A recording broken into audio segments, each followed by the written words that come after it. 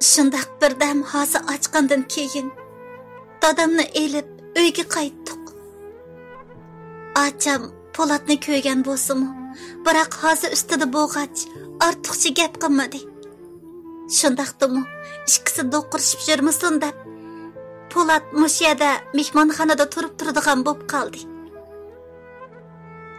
Dadamning meyitini o'zitib, 4-kuni acham qaytib ketdi. Enimmi maktabga mangdi. Uyda opam ikkimiz qoldik. Men bu uyda bir mazgil turishni qaror qilib, Po'latni ketkizib etmoqchi bo'lib, uning bilan ko'rishdim. Bo'lmaydi. Sizdan xotirjam bo'la olmayman. Apangizning qaysi kundagi ifodasiga qarang. Dadangiz shu holda tursa-mu, yana sizga bir muncha do'q qilib yuriydi. Dedi Po'lat keskin talaffuzda. Xotirjam bo'lanmoqdek nimasi bor? Men mukassam, u texmi yolg'iz qoladi. Shunga oningga necha kun ortiq hamra bo'laymikin deyman. Siz bakla oq ko'ngil. Men dal mushu tarafdan xotirjam bo'lamayman. U sizga yana Po'latning nima demoqchi ekanligini tushungan edim.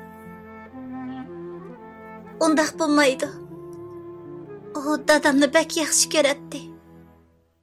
Hozir uningdan ayrilib qoldi. Mening ishimga bosh qatirgudek holi yo'q. Yana kelib. Menmi burunqi Gulnoz emas. Xotirjam bo'ling. Biroq Po'lat yana ketishni rad qildi. Menmi amal qilolmay uyga keldim.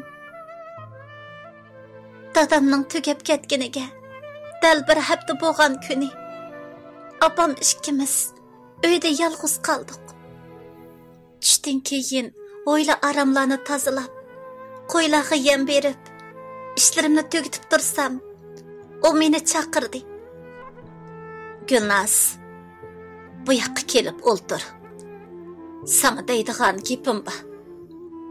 Men uning degani bo'yicha peshayvonning ostidagi sipoga kelib o'ltirdim. Sen ketmamsan? Hozircha texi ketishni o'ylashmadim. Yana bir necha kun sizga hamroh bo'laymikin deyman. Mening gapimni anglab, u birdan turib atgandan keyin meni aski desangmi, yo'lsiz desangmi mayli. Seni amdi bu uyda turg'izolmayman. Nemishqa? Bu degan mening uyim tursa, chunki sen Rayhonning qizi. Seni shuncha yil beqibdiman. Biroq shu sabablik har qancha yaxshi ko'ray desammi, yaxshi ko'ramadim. Seni ko'rsamla, u ko'z oldimga keladi. Shunga sening yana ko'z oldimda yurishingni xohlamayman. Sizlar tepishibsizlar-ku. Shundaq bo'lgandikin uning yeniga ketdi. Menga nemishqa bundaq qilasiz? Navada dadam hayot bo'lgan bo'lsa, yana mushundaq qilamdingiz. Sen oq ko'ngil, yaxshi qiz bo'lding. Men seni dadam uchun, shundaqla Rayhondan o'ch elish uchun bu uyda turg'izib keldim. Mana endi sen uni tepibsan. Dadangmi ketib qoldi. Shunga endi bu uyda ko'zimga qayta ko'rinib yurishingning hojati yo'q. Seni ko'rsamla judunim o'rlaydi. Siz bak rahimsizkensiz. Acamma shu. Ana bola ishkinglar. Meni faqatla sig'dirmay keldinglar. Menga faqatla oromchilik bermadinglar. Uning gaplarini anglab, yig'lab tashladim. Shunga seni bu uydan ket deyapman. Men sana emas, sen menga oromchilik bermaysan.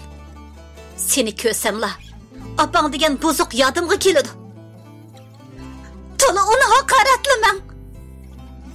Uning opamni buzuq deganiga chidamay, uning gapini bo'lib etdim. Ma'qul. Undaqda sana yana bir hikoya aytib beray. Sen izchil uning seni tashlab etganidan, seni ko'rgili kelmaganligidan og'rinatding-ku. Bunun sebebini men sana dep berey. Çünkü o bana vədi bergen. Men onu obdan bilemen. O mu xuddi sana oxşaşla aq göngül. Vədisiga amal qılıdı. Aldımaq asan.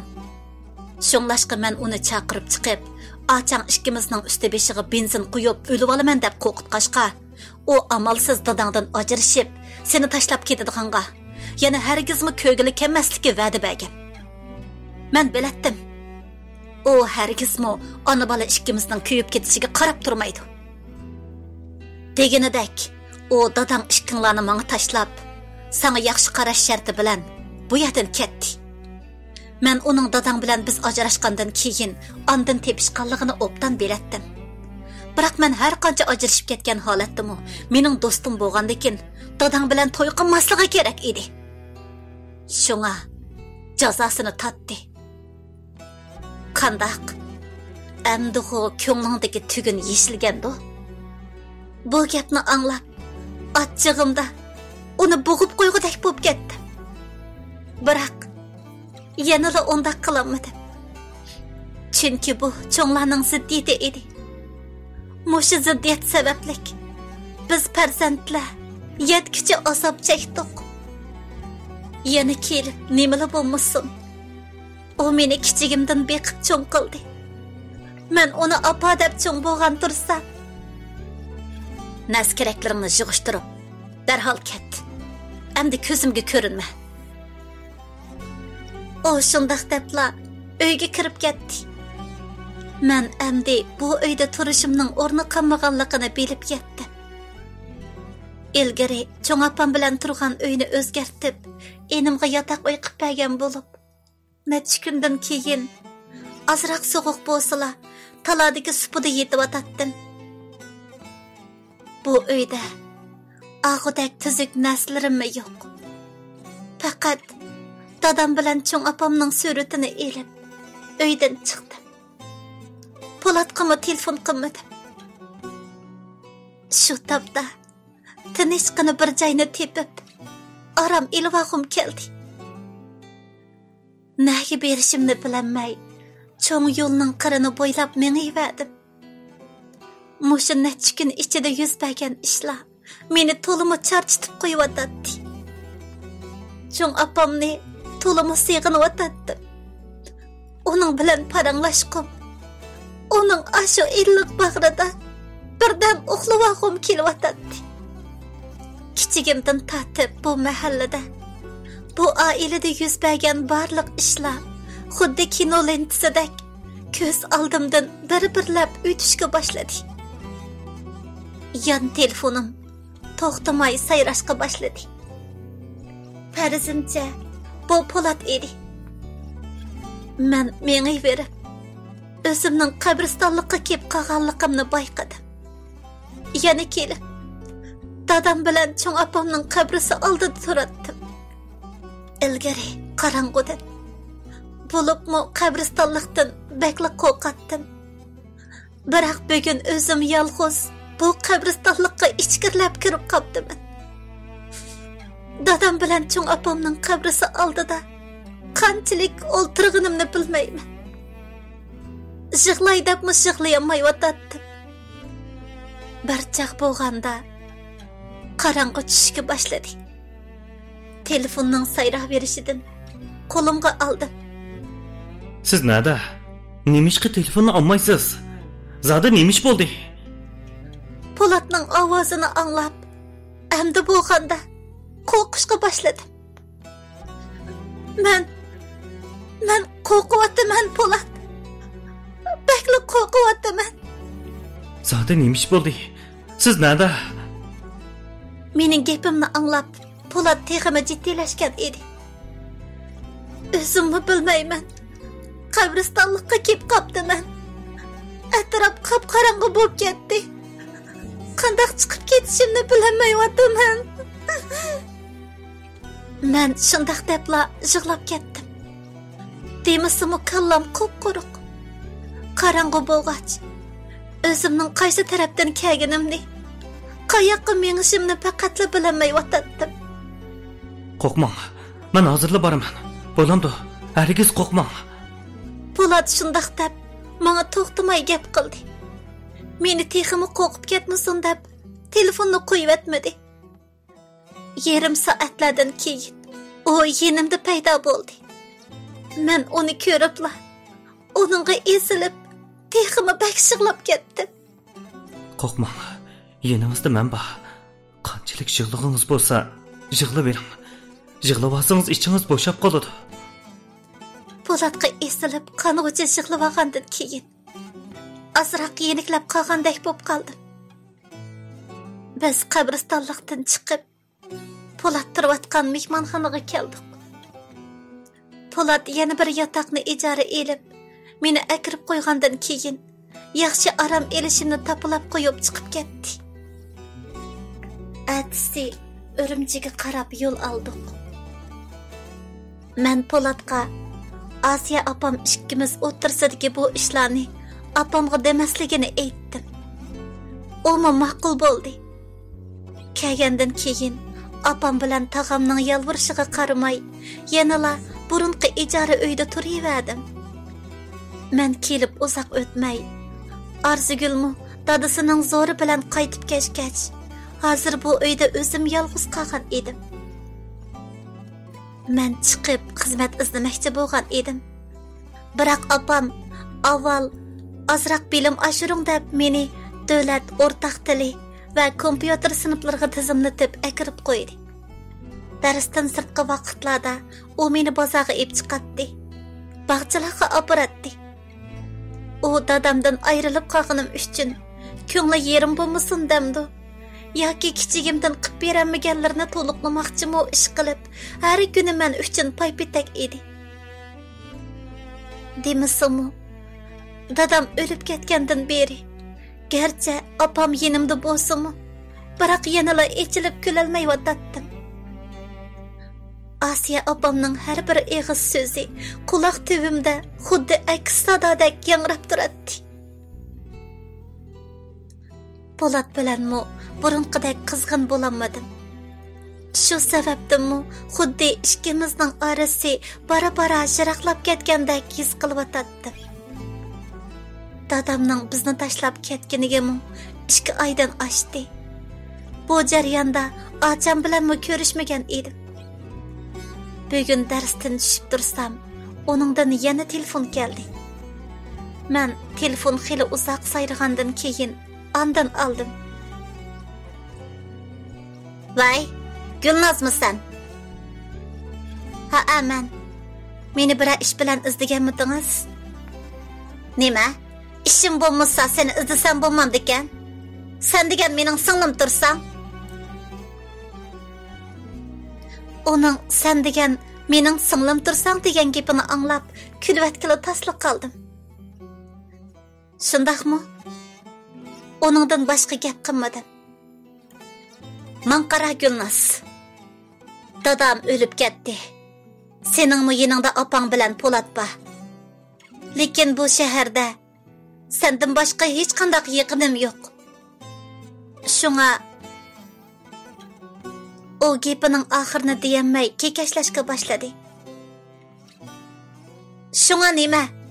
Nima demoqchisiz? Ovozim sal qattiqroq chiqib ketdi-mu qandaq? O jiddilashib ketdi. Voy, chechilmay turg'ina. Sana deydigan gapim bor. Biz ko'rishib, birga tamoq yegach paranglashayli. Bo'lamdi? Yana nima qiltaq qurmoqchisiz? Voy jon, nadagi qiltaqkan o? Xotirjam bo'l. Biz odatdagi bir oshxonada birga tamoq yegach paranglashimiz. Faqat ikkimizla. Ma'qul degina? Gerçi onun bilan birga tamoq yeyish u yoqda tursin, hatto uni ko'rishga royim yo'q bo'lsa-mu, biroq uning ashu men azaldan anglab baxmagan muloyim talaffuzda o'tinib degan gaplarni anglab, yanala ma'qul deb etdim.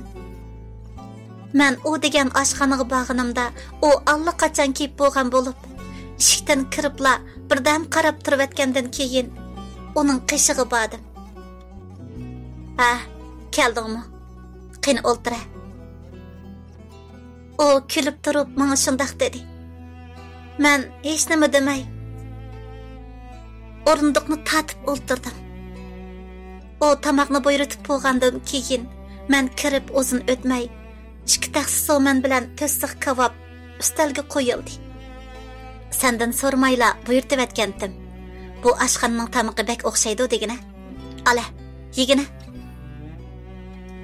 Onun manga tutgan bu muomalasiga sal ko'nammayotdim. Tamoq yegach, uning zodi nima deydiganligi to'g'riliq har xil farazlarni qilishga boshladim. Manga ningyan berib to'g'ina. O'ylamagan yerdan uning manga bu gapni qilishidan bakra hayron qoldim. Nim dedingiz? Manga ningyan beribdi deyman. Oladigan bir muncha materiallarim batdi.